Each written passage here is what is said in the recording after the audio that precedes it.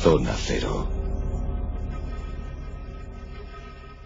Es tiempo para nuestros monográficos Zona Cero, y qué mejor que empezar esta temporada, esta 9ª temporada en La Rosa de los Vientos, 9 temporadas ya, Botoabríos. Bueno, pues hablando de vampiros, uno de nuestros temas totémicos. Estamos además muy enganchados al fenómeno vampírico.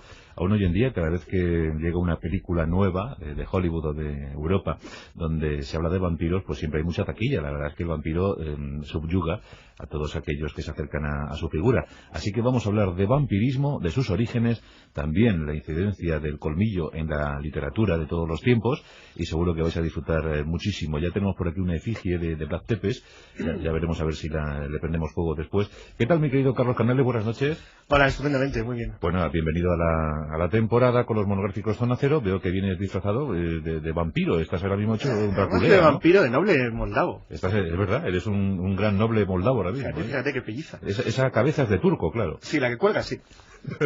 Se amoldaba al cofre. ¿Qué tal, mi querido Jesús Callejo? ¿Qué tal? Muy buenas noches. Buenas noches. Bueno, pues los vampiros están muy bien, ¿verdad? Para inaugurar nuestra temporada de monográficos. Yo creo que sí. Todos tenemos sed de sangre, ¿no? Vamos a empezar con ganas. Y de hecho, pues forma parte también del mito que subyace alrededor del vampirismo, que es la sangre como elemento vital. No olvidemos un poco ese concepto para tener claro todo lo que se va derivando alrededor del vampirismo, que es todo lo que hay alrededor de la sangre. Y la sangre es siempre considerada como un elemento, el elixir de la vida, apreciada por todas las culturas, por todos los mitos, por los dioses que siempre demandan sangre. En la sangre dicen que reside el alma, y así hay muchos textos sagrados que lo quieren inculcar de una forma vehemente. Siempre la sangre es relacionada como un elixir de la inmortalidad, como una vía para conseguir más años de los que biológicamente te corresponden, y por lo tanto el deseo de conseguir esa especie de fuente generadora de vida, de prosperidad, de salud. Y alrededor de eso, lógicamente, una de esas variantes, la más tétrica, la más macabra, es el vampirismo.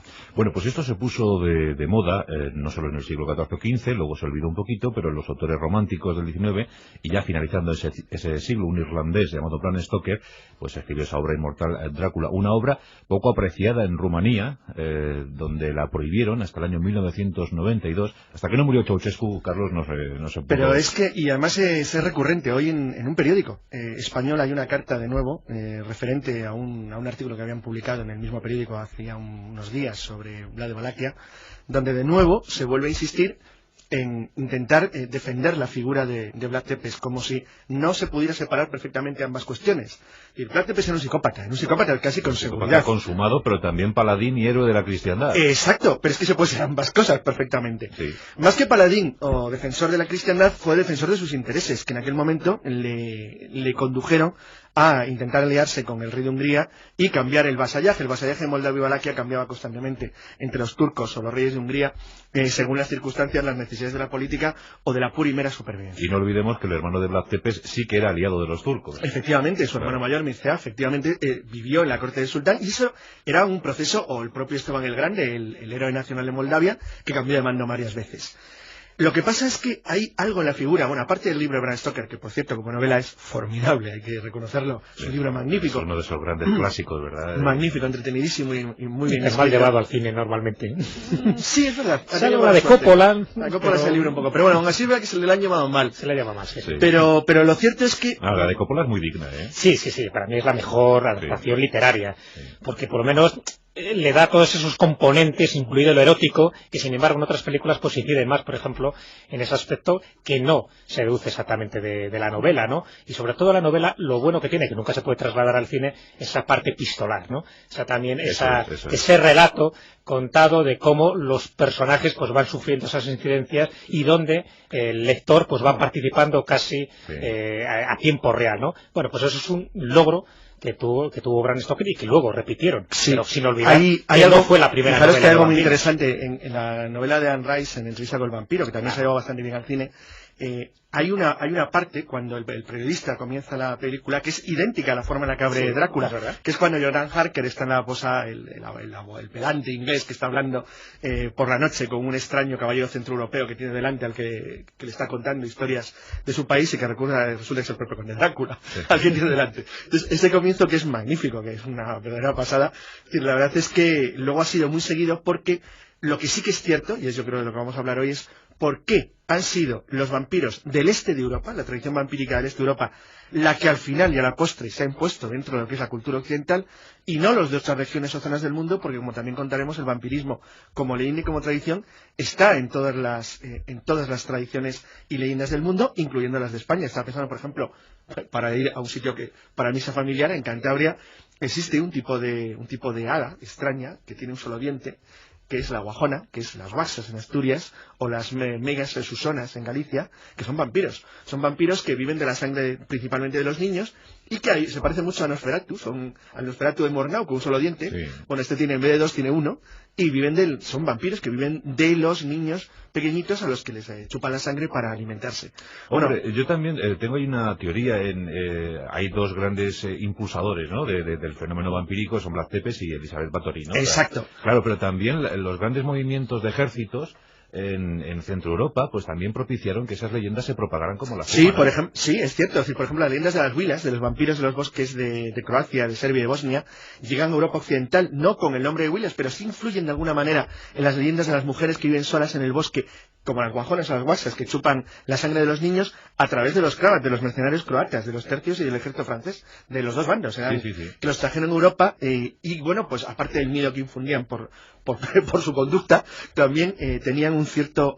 llegaron a conectar de alguna manera con las leyendas de los pueblos, de que ellos procedían de lugares de bosques, de lugares oscuros, sombríos, en los cuales había extraños seres que vivían de chupar la sangre de los niños. Si a eso le unimos que el nombre Transilvania es muy bonito, ya desde el punto de vista, aunque los rumanos permanecían muy aislados de la cultura occidental, lo cierto es que la palabra Transilvania la entendía cualquiera, medianamente culto, y todavía hoy en el occidente latino, la tierra del más allá del bosque. Y esos paisajes descritos por Bram Stoker, que por cierto no conoció nunca Rumanía, pero que clavó a la perfección, ¿verdad? Claro, sí. Esos paisajes se prestan, ¿verdad, Jesús? Se prestan, ¿no? Pero él tuvo un gran asesor, no se conoce demasiado este dato, pero él se asesoró por un erudito húngaro llamado Armenius Bamberi, que prácticamente le suministró la mejor información de los paisajes, de la mitología, de la zona y precisamente de ese misterio que respira y que transpira, se podría decir, Transilvania, ¿no? Y por eso, en 1897, cuando publica Drácula, es tan verosímil el ambiente que él crea, no verosímil el personaje, porque sabemos que el personaje histórico no tiene nada que ver con el personaje literario que crea. Pero, ya que estamos un poco hablando de esa evolución que tiene el vampirismo, esa teoría que tú estabas enarbolando, Juan Antonio, al principio, y que estoy de acuerdo en ella, pero fíjate, yo tengo también mi particular teoría, que creo que estaréis de acuerdo todos, enfocándolo de una forma más amplia el fenómeno vampírico. Claro, cuando más lees, cuando más profundizas, te das cuenta de que hay distintas etapas, distintas fases. Hay una fase clarísima, que es la de los mitos, la de las leyendas, esto que antes Carlos pues ha comentado, por ejemplo, aquí en España, incluso se da entre los hebreos la Lilith, o entre los griegos los brucolacas, o las lamias, o las empusas, o las estriges, y todo forma parte del mito de seres antropomorfos o seres animalescos que se dedican a chupar la sangre, pero precisamente para ellos adquirir vida, ¿no? Una sangre vivificadora, pero no deja de ser un mito más o menos exagerado, que ha trascendido a otras culturas y que se va repitiendo casi generación tras generación. Pero después eso no justificaría el por qué todavía el vampirismo es tan actual. Hay que buscar algo más. Está claro, ese es el antecedente más mitológico, pero después estarían esos personajes sangrientos, esos personajes históricos que han dado también forma a esos vampiros de carne y hueso. El caso de Vlad Tepes es el más representativo, el de Isabel Báthory sería otro de ellos, el de Hernando Paole, que en el año 1731 pues generó toda una psicosis, ¿no?, de muertes pensando que eran atribuidas a esta especie de noble serbio, y pues le clavaron, como no, su estaca correspondiente en el corazón, el de Gilles de Res. Es decir, hay personajes que su presencia, sus actos vandálicos, su sed de sangre, precisamente como el elixir de la inmortalidad. En el caso de Isabel Báthory y del Llires de Rey, era claro que lo conseguían para eso, no solo por el hecho sádico como lo podría hacer en su momento Black Tepes, que no buscaba esa inmortalidad, sino sencillamente, y ni tampoco está demostrado que absorbiera la sangre de sus enemigos, y tenía muchos, de hecho, llegó a matar en un año 25.000 personas, claro. Pero no chupaba esa sangre, no absorbía la sangre. Pero lo clavaban en las tacas. Es peor, los clavaba, mató a 25.000 solo en la ofensiva de preparatoria para evitar el ataque turco en el Danubio. Solamente eso es lo que él le cuenta a Segismundo, al rey, en una carta, en una carta que le envía. Por cierto, quería hacer un comentario sobre una cosa muy importante que ha dicho Jesús. Una de las formas de la transmisión del mito es la literatura. Entonces, Tepes cometió un error, es decir, mató a tanta gente que una de las comunidades con las que se enfrentó de manera muy intensa es con la comunidad, lo que ellos llamaban en aquel entonces sajones, la vieja comunidad alemana establecida en Rumania, que ha ido desapareciendo con el tiempo, ahora ya prácticamente no queda ninguno, pero a principios del siglo todavía era muy importante. Los sajones eran nazi-adepta, como los húngaros y como los Skedler, que era de donde procedía el propio Black Tepes. Bueno, en las guerras que él libra contra Brasov, Timisoara, bueno, tienen los nombres Hermannstadt, que tienen... Sabes que todas las ciudades de la Transilvania sajona tenían un nombre en alemán y un nombre luego en húngaro y otro en valaco, es decir, en el idioma latino. En Alemania que había 3 y cada uno le llamaba a su manera. Bueno, pues cuando él libra las guerras contra las ciudades alemanas, rápidamente los alemanes inician una especie como de lo que llamaríamos una campaña de prensa negativa contra él en el interior de Alemania, diciendo que el nuevo voivoda de Valaquia es un loco sediento de sangre que empala a la gente por ahí. Y eso, claro, le hizo de repente en toda Europa adquirir una notable popularidad. De Black Tepes, cuando se refugia en Hungría al perder el reino, es muy curioso porque el principado de Valaquia, es muy curioso porque el rey húngaro que le tiene un castillo más o menos acogido, la gente iba a verle como una especie de monstruo de feria, diciendo, bueno, ahí vive el loco ese que empala a la gente. Y entonces, la verdad es que era una especie como de friki, que llamaríamos ahora, pero muy peligroso. Sí, que en realidad gobernó muy poco su principado. Sí, tiene 2 periodos de gobierno, 2 periodos, sí. Pero es el primero es cuando él realmente puede gobernar de verdad y cuando hace todas las atrocidades. Pero en el segundo es cuando él pasa a la historia del mito, porque sabéis que cuando él muere, su cabeza nunca se encuentra. Bueno, hecho, se dijo que la arrojaron sobre las murallas, ¿no? Eso parece. El hecho cierto es que sabéis que se abrió su tumba, bueno, no estaba la cabeza, con lo cual se añadió algo más sobre lo que era el mito que ya tenía sobre su persona Black Tepes. A lo que es curioso, porque eso tiene razón Jesús, no hay ninguna prueba histórica de vampirismo en el caso particular de Black Tepes. Yo estuve investigando su figura y lo único que encontré relacionado con la sangre es que mojaba miguitas de pan en un cuenco frente a los cadáveres empalados y luego que le gustaba embadurnar las murallas de sus castillos con la sangre de claro, bueno, caprichos que tiene cualquiera, pero cuando estuvo los 12 años en prisión, que empalaba en este caso, como no tenía ratitas, a turcos, pues a ratitas y a pajaritos. Pero, sin embargo, sí existe chupar, el caso de lo que se dice chupar no chupaba demasiado. Sin embargo, sí existe en el caso de Báthory. Claro, pero por eso, por eso quería distinguir un poco, si me permitís, ese proceso, ¿no? Esos personajes históricos que incluso se pueden hacer 2 divisiones. Los que buscaban el elixir de la juventud, donde estaba Báthory, donde estaba pues Llires de Rey, y los que buscaban lo que era el sadismo puro y duro, ¿no? El caso de Black Tepes.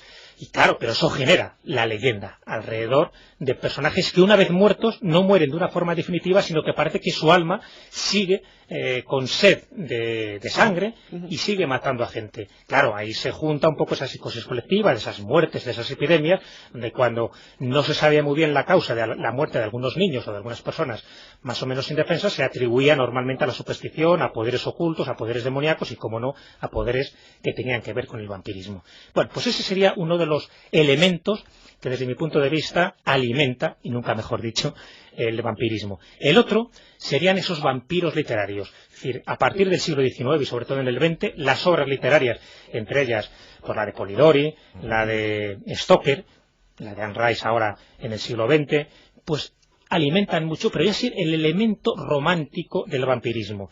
Sí, claro, en el siglo XIX, en el siglo XX creamos vampiros guapos. Claro, sí, además... elegantes, nobles, ¿verdad? Tan nobles. El vampiro de Polidori, sabes que era la figura prácticamente de Lord Byron, pero para intentar criticarle, herirle, porque se llevaba muy mala. Era el asesor y el médico personal de Lord Byron, pero entre ellos se llevaban a matar, ¿no? Sí, pero Nosferatu así grotesco no... No, exactamente. Siempre suelen ser aristócratas, suelen ser personas cultas, personas que vienen normalmente del este de Europa, personas con dinero, cargada siempre de una aureola de misterio, con un atractivo sexual, también ese componente no lo olvidemos, y eso es lo que se fomenta en la literatura del siglo XIX, del principio del siglo XIX, porque la novela de Polidori de 1819, y fíjate que la de Bram Stoker estamos hablando ya de finales del siglo XIX, y todo el siglo XX. Y después estaría en el XX ya esos vampiros modernos, esos chupasangres, esas personas que mataban a niños precisamente porque se pensaba que la tisis, la tuberculosis, se podía curar ingiriendo la sangre fresca de estos niños inocentes, el crimen de Gador, el caso de Enriqueta Martí, el vampiro de Düsseldorf, el vampiro de Londres. Pero esos serían como elementos muy concretos. Y para mí falta el fundamental, que está un poco en la línea de lo que tú comentabas, Juan Antonio, y es algunas epidemias que surgieron en el siglo XVII y siglo XVIII, muchas de ellas posiblemente de rabia, cuyos síntomas podrían haber ocasionado esas epidemias vampíricas, ese miedo atroz que surgió alrededor de personas que se pensaba que incluso muertos podían seguir haciendo el mal. Y de hecho uno de los que lo difunde sobre todo es Voltaire. Voltaire, en el siglo de las luces, en su diccionario filosófico, le repateaba muchísimo que se siguiera creyendo en pleno siglo XVIII en este tipo de supersticiones, según él, que no tenía ningún fundamento. Y parte de la culpa se la echaba a un benedictino, a don Augusto Calmet, que sabéis que es el que crea la gran obra, el gran tratado de vampirismo que publica en el año 1746, que realmente se titula Tratado acerca de las apariciones de espíritu y acerca de los vampiros, pero que normalmente se ha traducido como Tratado de los vampiros. Bueno, pues él es el que recoge, este benedictino, todas las supersticiones y todos los hechos históricos que él tenía constancia hasta ese momento. Y una de las cosas que él recoge son ese tipo de epidemias vampíricas que se generaron antes de esa publicación. Por ejemplo, se comenta Voltaire, y es cierto, que a partir de 1730 es cuando se empieza a hablar de vampiros propiamente dichos en Europa, con esa palabra, como tal, en 1730. Qué curioso.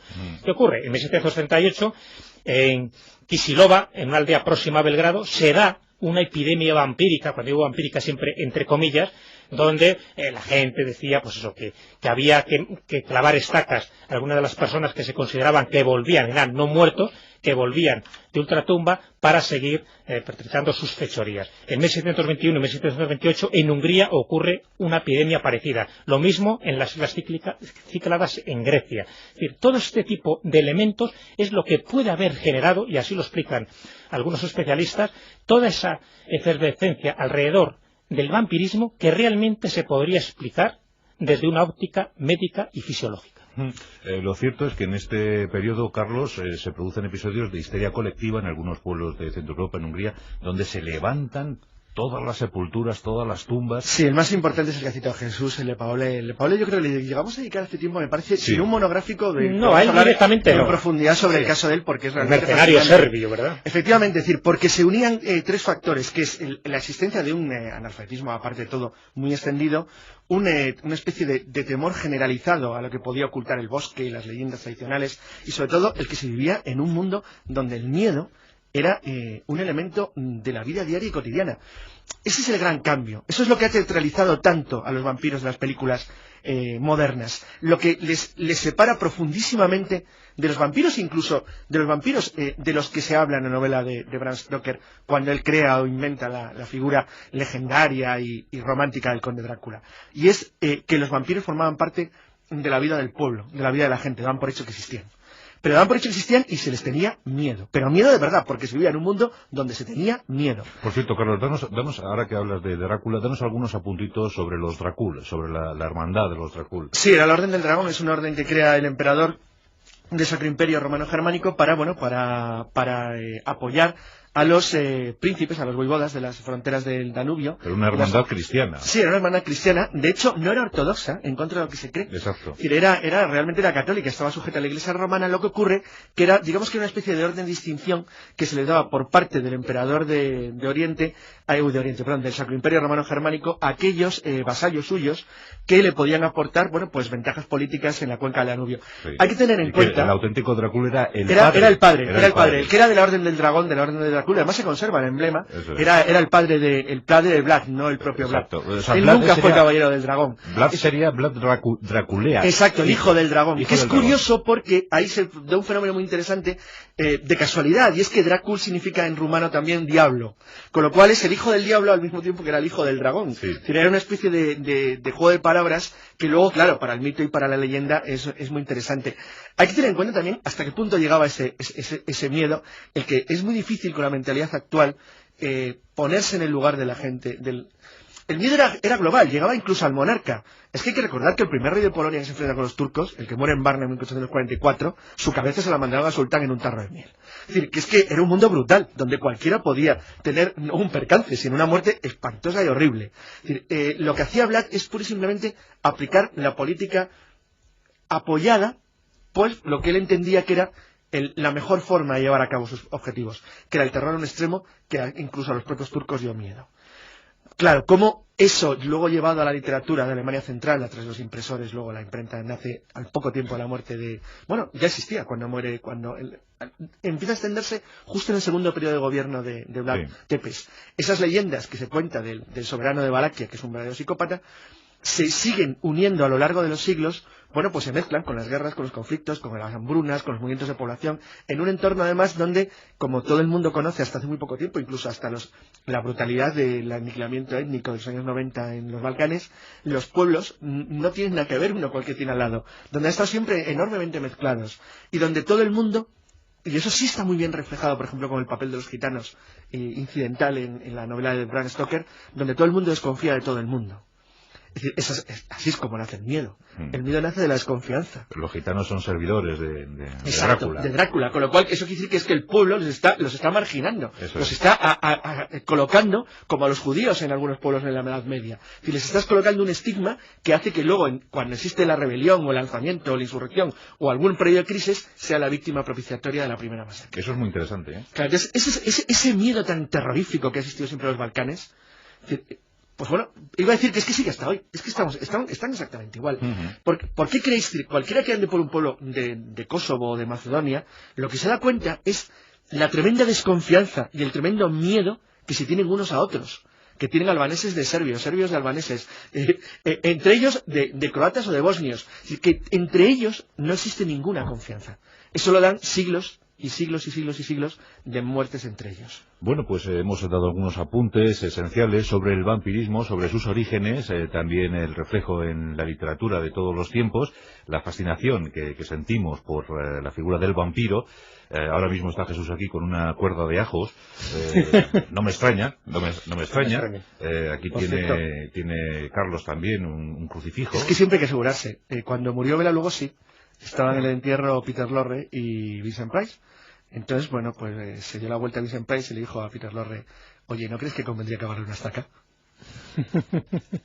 Es el mejor epílogo que podemos poner aquí, ¿eh? Entre otras cosas porque Bela Lugosi pensaba, ¿no? Sí, Murió convencido de que era uno de los personajes que había encarnado durante tanto tiempo en el cine, ¿no? Sí. Eso es el peligro, hay que tener cuidado, ¿no? Porque ese tipo de fiebre vampírica se puede contagiar, ¿no? Sí. Pero es cierto, la ristra de ajos hay que tenerla siempre, incluso las rosas silvestres, que dicen que es un buen antídoto contra Qué los bonito, vampiros. la rosa silvestre. La rosa silvestre de los vientos. Bueno, pues aquí estamos con la rosa silvestre, con los ajos y con los vampiros en este monográfico inaugural. Vamos a ofreceros muchas y muy buenas sensaciones a lo largo de toda esta temporada y espero que estéis ahí dispuestos a pasar miedo junto a nosotros. Miedo y de paso a estar bien informados. Pues muchas gracias, Jesús Callejo. De nada. Toma este espejo en el que tú no te reflejas. Sí, efectivamente, si me lo da roto. Toma para ti, Carlos, esta pistola que dispara balas de plata.